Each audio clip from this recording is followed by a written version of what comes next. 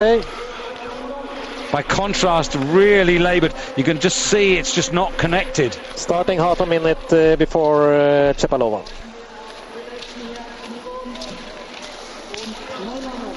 And this is something like a punishment.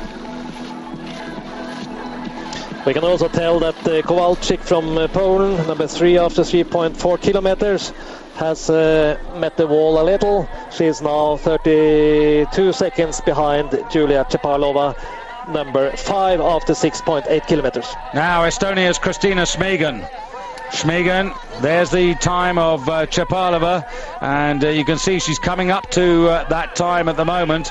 Šmigun, who does, like Chepalova, tend to get stronger as the race goes on, has that really good endurance, but she's going to be well off the pace here, and you can visibly see the pain, but can she put herself into contention for at least a medal? 4th place for Šmigun, and that's only 3 seconds, a little less than that, behind Baranova. So maybe the bronze is on.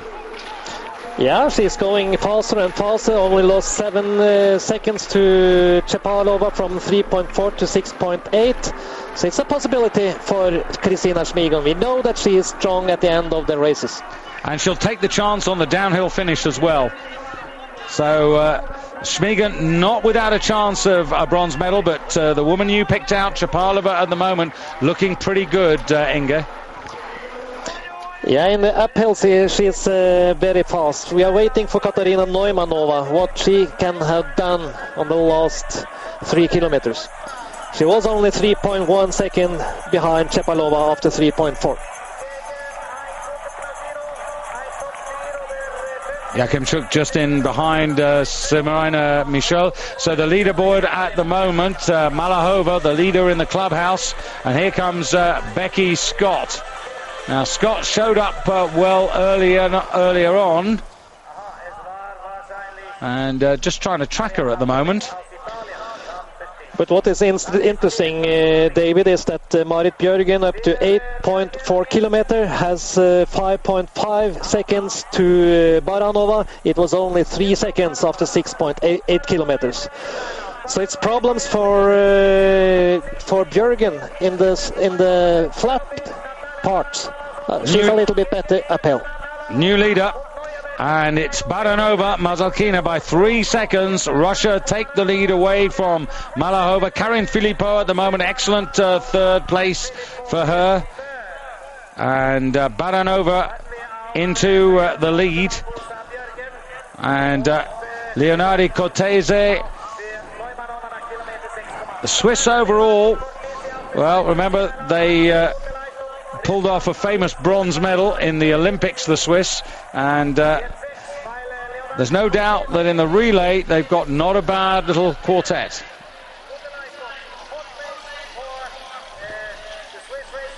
So news of Katarina Neumanova now, Inge. We didn't see it in the screen, but Katarina Neumanova has taken the lead after 6.8 kilometers, 0.8 of a second in front of Julia Chepalova. 2 girls are fighting for the victory today. It's Neumanova and Julia Chepalova. Yeah, and then there's another fight going on after that for the bronze medal between Bjørgen, Baranova and Kristina Šmigun. Baranova, of course, who's already finished. She's the leader in the clubhouse in 26 minutes and 59 seconds ahead of Malahova.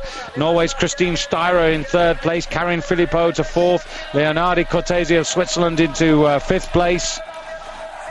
And Marit Bjørgen coming home now, and she's going to take the lead away from Baranova, and then it's a question of waiting and seeing. Marit Bjørgen crosses the line now, and 26.42. You have a feeling that that's just not going to be fast enough for gold. But she's been very fast from 8.4 to the finish line. It was only 6 seconds behind she and Baranova. In the finish, it's 16. So a good finish for the Norwegian girl. But the others will always... be aware, Inge, that this is a very fast finish. It's a twisting downhill where you really have to carry your speed. Chapalova with just about 1,600 meters, a little bit more, a little bit less than that now to do, and you can see the advantage, 17 seconds, and I have to say, barring a fall, there's no way that Chapalova should lose that sort of amount of time. It was 14 in front of Björgen after 6.8 kilometers, so I think Julia Chapalova is a little bit slow. I think this is a possibility for Katarina Neumanova. But I think Chapalova should stay ahead of Björgen. Yep.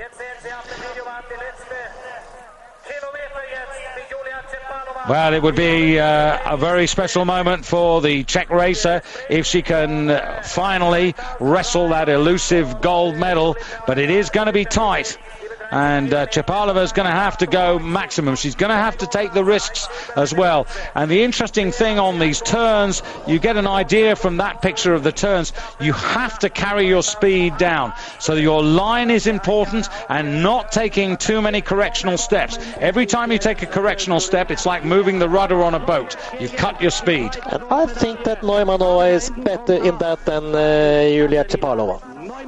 Well, we're going to see Chapalova, who's speeding her way home at the moment as a little bit of cloud comes in. You can see that she's in the shadow now. The sunshine that bathed the stadium has now moved around. And I can also tell you, David, that Kristina Schmigun up at 8.4 kilometers now is in fourth place, only 1.8 seconds behind Marit Björgen.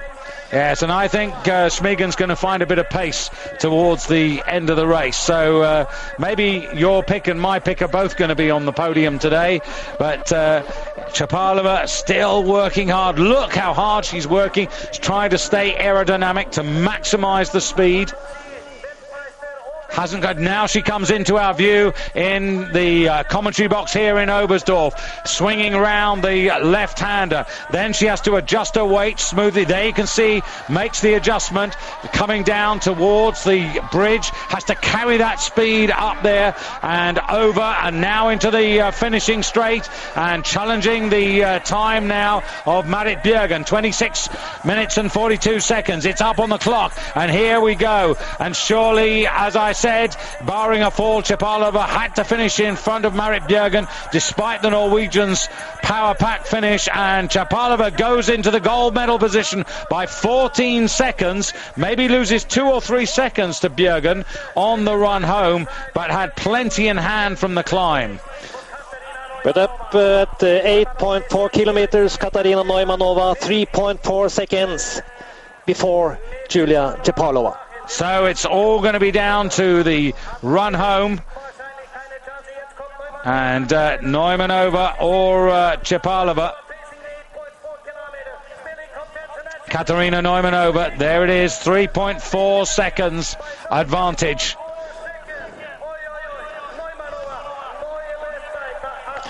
She has been so close many times, David, Katarina Neumanova, but never winning a championship. Well, it's also interesting about Julia Chapalova because although she's had that Olympic success in terms of world championships, she's not actually managed to win a gold. But here comes Schmigun coming in now, challenging for Julia Chapalova's time. She's passed that already, challenging for Björgen's time of 26.42, but really Baronova's is the one that's under threat here, and Schmigun into bronze medal position. 17.4 seconds. Now, the problem for Schmigun is the fact that Neumanova is out on the course, so it looks as if even though she's had a really good finish, Schmigun, those 5 seconds given away early have now probably cost her that bronze medal. Because had Schmigun not given away that early 5 seconds to Marit Björgen, there's only 3.4 seconds between them, then she might have been in second place. But it was a little bit too slow in the start. Here comes Javialova, also challenging, and goes into fifth place. So at the moment, some pretty good performances. And the most notable performances, really, I have to say, is Svetlana Malahova of Kazakhstan, who's in 6th place, ahead of Sabina Valbuza. Justina Kowalczyk of Poland in 8th place. That's a fantastic finish for her, ahead of the Norwegian Christine Steyre. Also a strong race from Christine Steyre, the best ever, I think, in the free technique. So now Katarina Neumanova, all eyes on the Czech woman, 3 seconds advantage, and looks to me as if she's still maintaining that 26.13. There's Chapalova's time. She 28. Had to go to the finish line at top speed. Here we go, 20, 21, 22, 23, 24, 25, 26, just there by 1.2 seconds. And the gold medal goes to Katarina Neumanova of the Czech Republic, ahead of Julia Chapalova, who has to settle for silver, and Marit Bjørgen in bronze, ahead of Christina Smegen. But absolutely all out. And the 3 freestyle races, the 2 World Cups, and now the title. And Julia Chapalova, well, hard to console her. Those are real tears of disappointment. But she has Olympic gold medals before. But she doesn't have a World Championship gold. And for Chapalova, this was one of her main challenges. And she's been denied by Katarina Neumanova, who takes the gold medal. And Katarina Neumanova, well, I'm not sure that at the age of 31, whether she'll still be competing in 2009 when the Czechs hold the Nordic World Championships.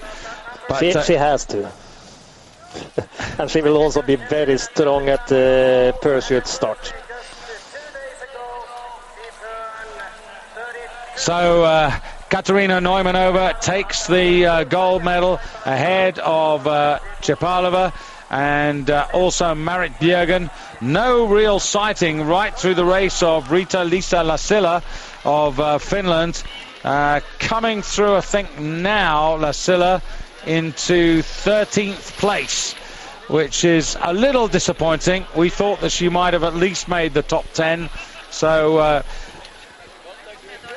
some very good performances, though. Neumanova, the bookmakers offered Katarina Neumanova as the 4-1 favourite. Julia Chapalova, the second favourite at 4.5-1. And then Marit Bjørgen was 4th best at 6-1. Christina Smegen, who finished 4th, on offer at 7-1. So the bookmakers pretty accurate today, Inge. That's true. And just to remind you that the men's 15 kilometres to come a little later. 3 laps of this course, but Neumanova by a diminishing margin. Remember, with 1,600 metres to go, she had 3.4 seconds, and that came down to 1.2 seconds at the end of the race, but doesn't matter, that's good enough. And she becomes a world champion individually for the first time in her career, and underlines that she's a real big race competitor. But so is Julia Chapalova, really distressed to be pipped at the post there. And it just shows you what a good job Julia Chapalova did, particularly in those last 1,600 metres, the descent. But it's the best race for Chapalova this year, so second place must also be a step forward for the Russian girl. But when you come here, as Julia does, you come for gold. You don't come for silver, you don't come for bronze. And the fan club here, great to see so many fans. We were quite concerned, Inge, were we not, that the prices here were a little expensive. Let me pause from that. Official result: the gold to the Czech Republic, the silver to Russia, the bronze to Norway, and Christina Smegen, if only, she's going to reflect on that race and say to herself, I needed to go earlier and not give us away as much. Malachova, terrific performance from her. Kowalczyk of Poland also. Christine Styrer in the top 10. Lasilla just outside. Becky Scott, look for her in the pursuit. Shevchenko, decent race in skate style. Also Filippo, not too bad. And then Follis and Yatskaya of Italy and Kazakhstan. Two decent efforts there. Yeah, but maybe a little bit disappointing the results for the German today in their own country. Yes, I think they sorely missed Claudia Kunzel, who was sidelined, hasn't fully recovered from the flu.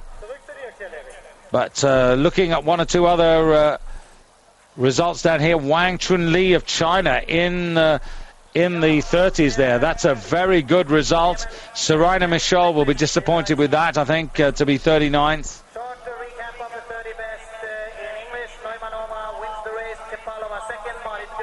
But a good race and a real good tussle between the world's best.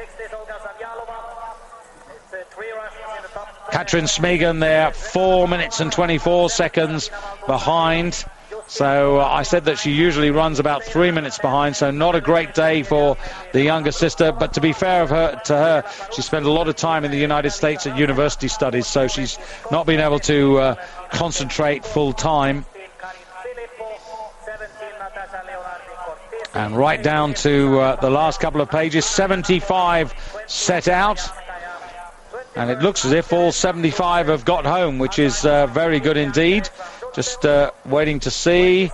No, there are two who didn't manage to finish. The course was too strong.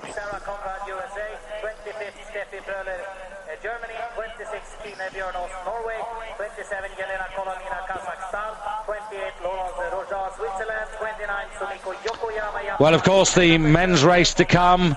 Clash between Vincent Vito of France and René Sommerfeld, Axel Teichmann and Christian Hoffmann, who there was a doubt about him competing. But in the women's race here today, Marit Bjørgen, the World Cup leader, who's yet to win a skate race,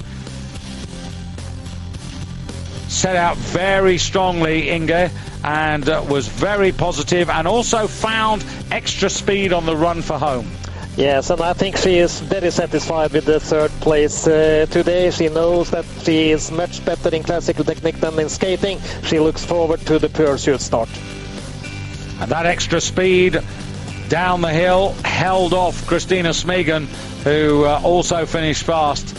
Julia Chapalova, well, she didn't do anything wrong. She really is a superstar for Russia, and the tears that she showed at the ending reflected the agony of being so close.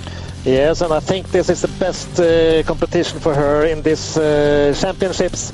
So I think she's not that strong in pursuit start and not in the last 30 kilometers in classical technique. This was her chance. So Julia Chapalova once again denied a World Championship gold medal. But don't write her off yet. If she doesn't win this year, she can be a force next year at the Olympic Games. But what a day for Katarina Neumanova from Písek in the Czech Republic, becoming a world champion for the first time in her career.